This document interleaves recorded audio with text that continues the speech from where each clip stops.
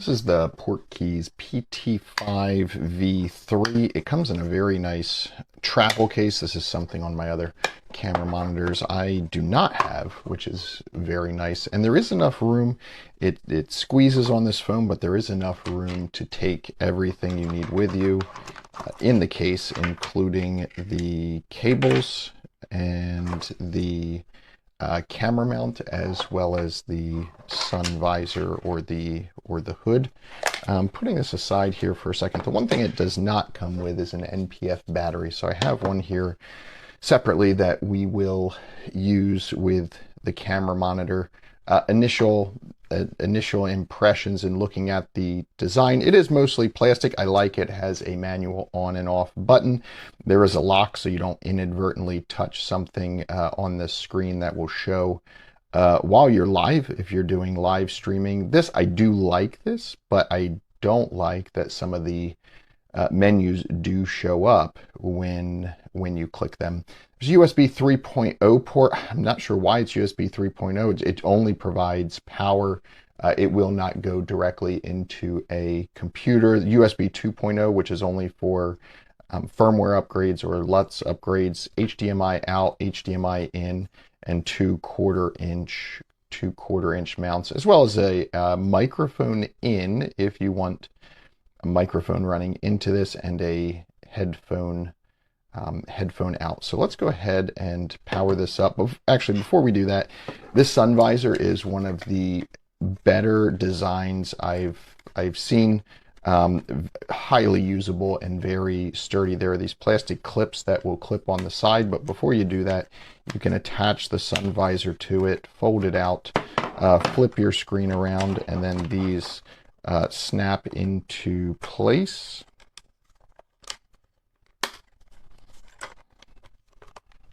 Like that. And it is very sturdy and works well. This is the best designed sun visor I've had on a monitor that I've used that's had one. It is needed. It's 800 nits, so if you're using it outside, the sun visor is a good thing to have on there. But let's go ahead and power this up.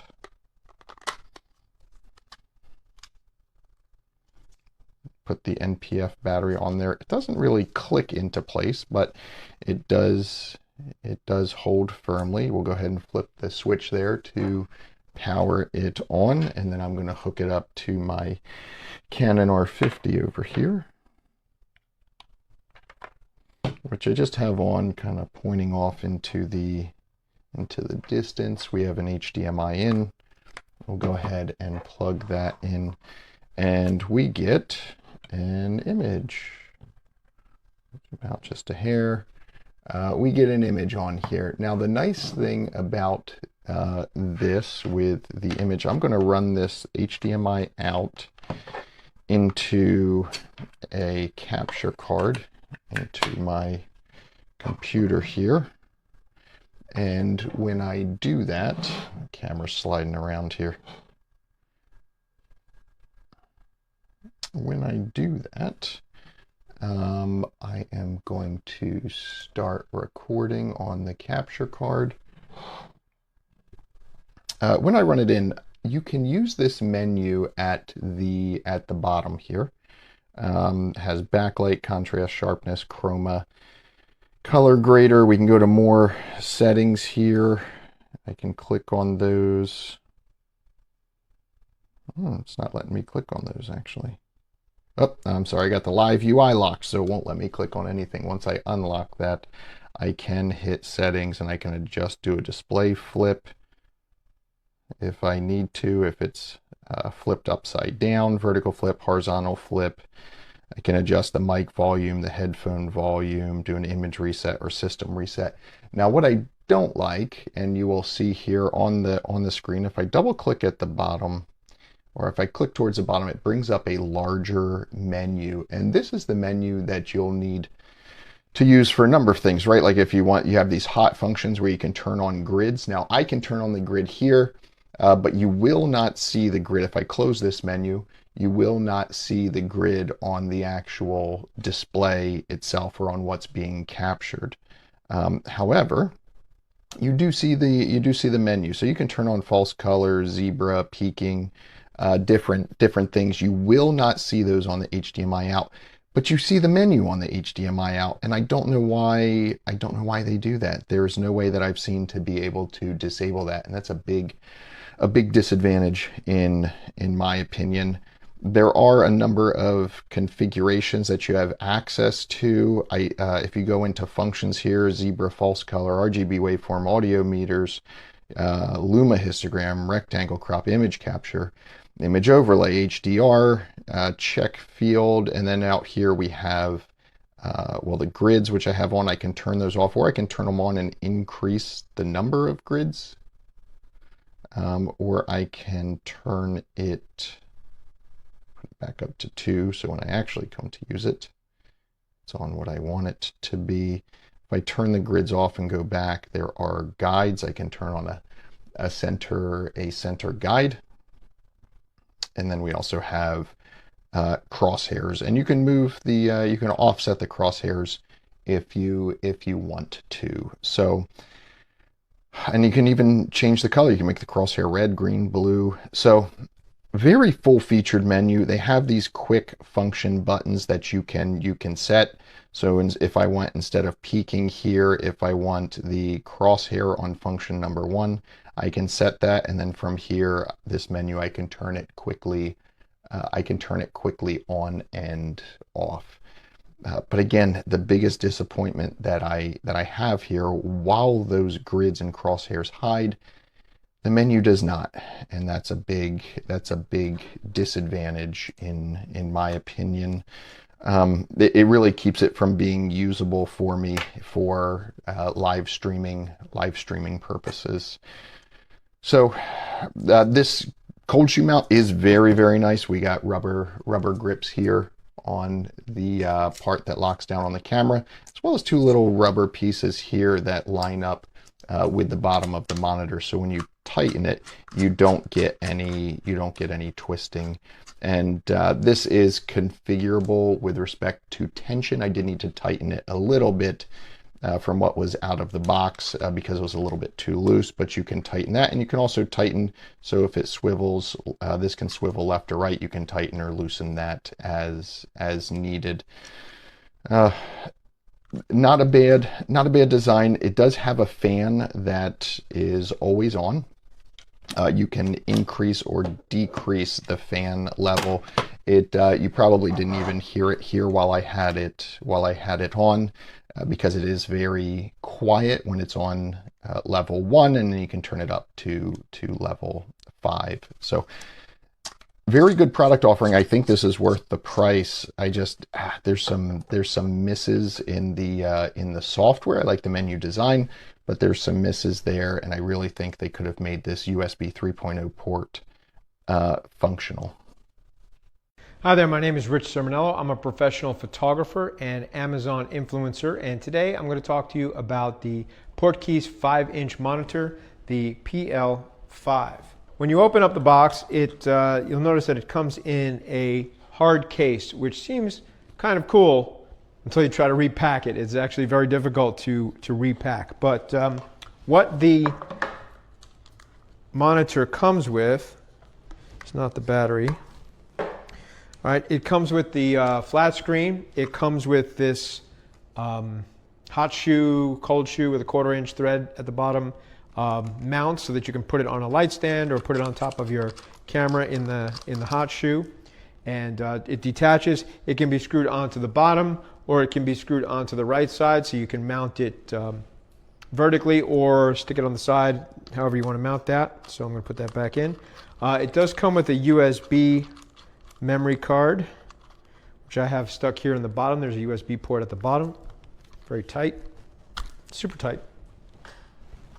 All right, and then it comes with this hood, which is actually 3 pieces. So the hood itself is 1 piece and it folds, but you have to put on 2 side brackets in order to attach the hood. And to be quite honest, putting the hood on was kind of a pain in the butt. It was a lot harder than I expected it to be.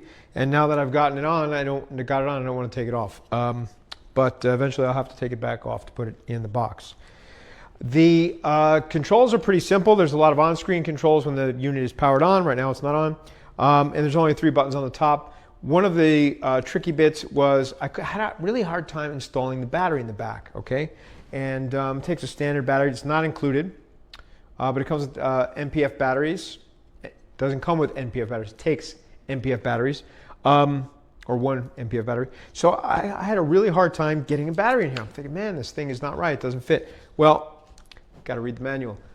You actually have to unlock the battery with your finger here while you put the battery in, and it goes in nice and easy. If you try to do that while it's still locked, it's going to not work. So that's a lesson learned there. Okay, so I've attached the battery. Remember, battery's not included, so you need to bring your own. And then you've got a lock switch to lock the on-screen controls so you don't accidentally touch them, and then you've got a power switch. So we'll put the power switch on, little green light goes on, monitor should come on in a second. Maybe I have it locked. Nope, it's not locked. Yeah, well, oh yeah, it's coming on. Just takes a second. Okay, so there it is. Great. All right, now, the kit also comes with full-size HDMI to HDMI. Unfortunately, this does not work with my Canon camera. I need to have a mini HDMI to HDMI, so this cable is not usable for at least my Canon camera. And it comes with two USB cables. One is C to C and one is C to A. Now, these are for video capture because not only is this a monitor, but it's also a video capture card. What that means is I can use this to capture video and send it into my computer via USB, which is pretty nice. Double check the manual, but the input is, I think, 4K on the HDMI, but the output is only 1080p. I think that's, if I understand that correctly, so just be aware that you're not going to output 4K. And on the sides, you've got the USB, which works also as a power port, but also as the capture port. So you connect this to your computer. Here's an HDMI out. And if you want to go to a larger screen or something, and then here's the HDMI in. So I have my Canon DSLR set up here. I'll put this on the top and I'll leave it facing the video here. Now, as I said, the HDMI cable that my camera takes is a mini HDMI, so I was not able to use the included cable. So this is a cable that I had on my own, this blue cable here. So we're going to attach that. And then I will turn on the live view. And after a moment or two, it should come up on the screen. There we go. Okay, so I don't know if you can see that, but it's there, I promise you.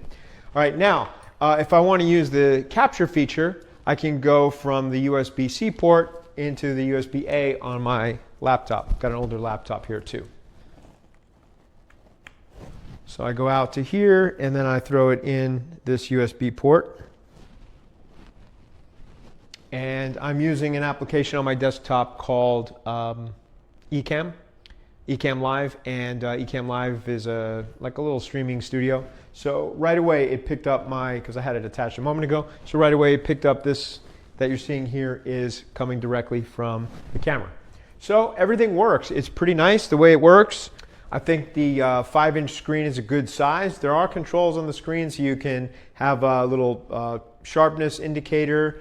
You can change some of the coloration on there. And it works pretty well. So overall, I think it's a really good piece of equipment. Now, when you try to pack it back in the box, that's going to be a bit of a trick because it's really tight in here. And I think since the HDMI cable doesn't work with my Canon camera anyway, I'm probably going to not repack that. And if I'm using my old laptop, it's a USB-A, so I don't need this C to C port either. So that'll save a little bit of space in the box. But it's good that it actually comes with a hard case, and that should keep it pretty safe. So if you're in the market for a little 5-inch screen, I think this is a pretty good deal. Remember that the battery is not included. Remember that you need to have the right HDMI cable for your equipment. And also remember that the HDMI output is not going to be as high resolution as the input. Beyond that, I think you've got a pretty solid piece of equipment here, and I recommend it. Hope this helps.